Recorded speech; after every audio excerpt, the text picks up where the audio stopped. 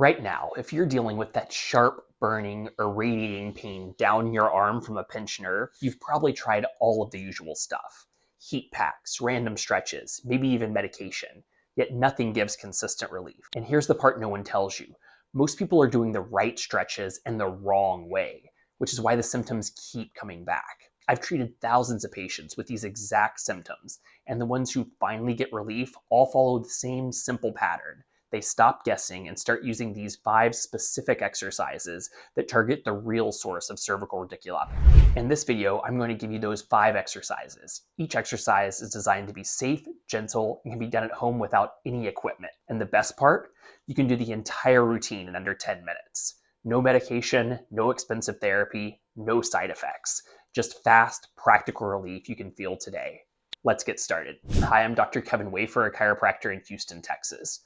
If you're dealing with sharp, burning, or tingling pain that shoots down your arm, you already know how exhausting a pinched nerve in the neck can be.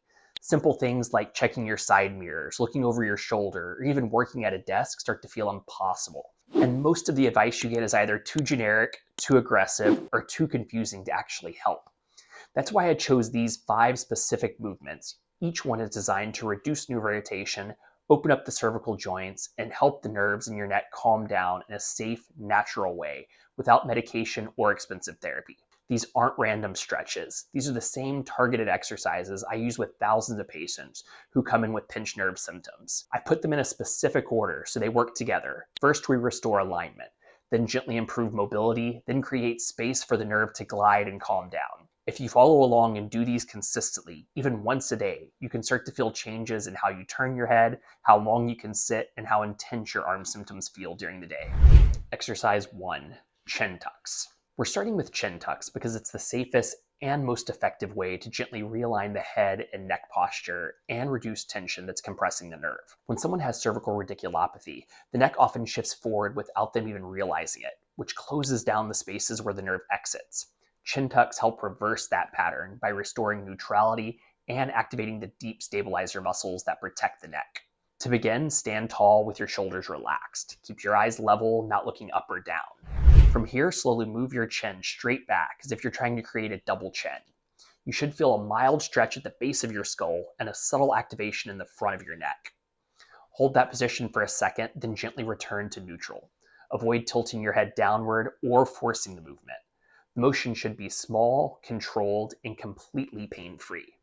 This movement helps mobilize the cervical joints, reduces forward head posture, and takes pressure off the irritated nerve root. Mechanically, chin tucks help glide the head and neck into a more normal aligned position. This can ease radiating nerve symptoms in the arms and restore healthier movement that is needed for the rest of the routine. Aim for 10 slow reps, and if it feels good, you can repeat the set once more. Now that we've reactivated the deep neck flexors and created more neutral starting position, we can move into a stretch that gently opens the front of the neck and encourages extension without strain. Exercise 2, cervical extension stretch. This exercise gently opens up the front of the neck and encourages healthy extension, something most people with cervical radiculopathy avoid without even realizing it. When the neck stays flexed for too long, especially from phones, computers, or driving, it increases the pressure on the discs and narrows the space around the nerve. This stretch helps reverse that by creating more room and reducing irritation. To begin, set or stand comfortably with your shoulders relaxed. Start by performing the chin tuck in exercise 1 to ensure the neck is in proper alignment. From that position, slowly tilt your head backward and raise your chin upward towards the ceiling, only as far as is comfortable. You should feel a gentle stretch along the front of the neck and possibly a sense of opening in the upper cervical spine.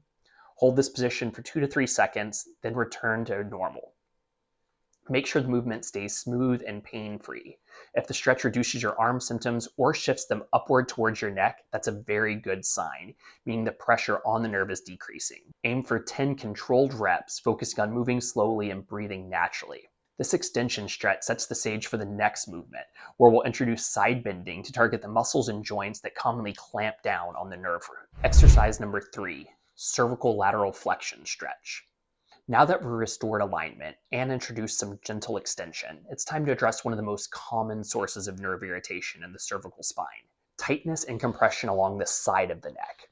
The muscles in this area, especially the upper trapezius, levator scapula, and scalenes, tend to guard and tighten when the nerve is irritated, which only increases the pressure. The cervical lateral flexion stretch helps relax these tissues and creates more space around the compressed spinal nerve. To begin, sit or stand tall with your shoulders relaxed. Start with a small chin tuck to set your neck in a neutral position.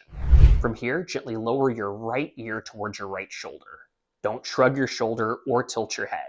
Think of it as a smooth sideways glide. You should feel a mild stretch along the opposite side of the neck.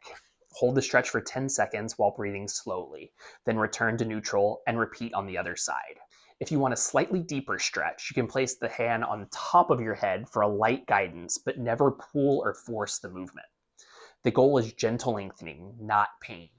As you work through this, you may notice the tightness easing or your arm symptoms becoming less intense. That's a positive sign that the muscles around the nerve are starting to relax. Aim for 2 sets of 3 reps per side. Move slowly and keep the motion comfortable and listen to your body. Exercise 4, isometric holds. Now that the neck is more open and the surrounding muscles are calmer, we're ready to start to add controlled strength. Isometric holds are one of the safest ways to build stability in the cervical spine without adding irritation, because the neck muscles activate without actual movement. When you're dealing with cervical radiculopathy, restoring strength around the irritated nerve is critical. Your neck needs support, but it has to be done in a controlled, symptom-friendly way. That's exactly what these holds achieve. To begin, sit or stand tall with your shoulders relaxed and gaze straight ahead. Start by performing a chin tuck to put your neck in the strongest, most neutral position. Now place your palm on your forehead and gently press your head forward into your hand while your hand resists, keeping your neck perfectly still. You should feel your deep neck flexors activate without any pain. Hold the pressure for about 2 seconds and then repeat that 5 times. Next, place your hand on the back of your head and repeat the same motion, pressing backward into your hand for 2 seconds and repeat 5 times. After that, place your hand on the right side of your head and press sideways, holding for another 2 seconds. Then switch to the left side. Repeat each of these 5 times. Each hold should feel like a firm but gentle activation, not a strain. If the exercise reduces your arm symptoms or makes your neck feel more supported, that's a great sign that the stabilizing muscles are doing their job. Aim for 1 set of 5 reps in all directions. Exercise number 5, median nerve glide. Now that the neck is aligned and the surrounding muscles are looser, we can introduce one of the most effective movements for reducing arm tingling, burning, and radiating arm pain, the median nerve glide. This movement helps the nerve slide smoothly through its natural pathway without stretching or aggravating it, something that is essential when dealing with cervical radiculopathy. To begin, sit or stand tall with your shoulders relaxed and level. Bring the hand of your affected arm up towards your shoulder, keeping your elbow bent and close to your side. This is your reset position. From here, slowly open your arm out to the side while straightening the elbow. As the arm extends, gently pull your fingers and palm away from you by extending your wrist. This motion should be smooth, almost as if you're lengthening the arm from your fingertip to your shoulder. Once your arm is fully extended, add the second part of the glide. Gently turn your head away from the extended arm.